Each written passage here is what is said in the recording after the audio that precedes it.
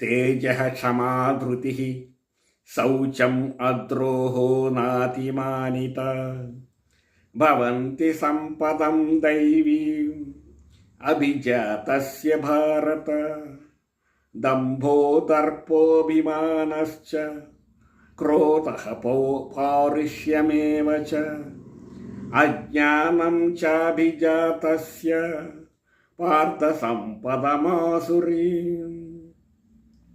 పార్థ, సాహసము, ఓర్పు, ధైర్యము, శుద్ధి, ఇతరులను వంచింపకుండుట, కావరము లేక ఇండుట మొదలగు గుణములు దైవాంశ సంభూతులకుండును.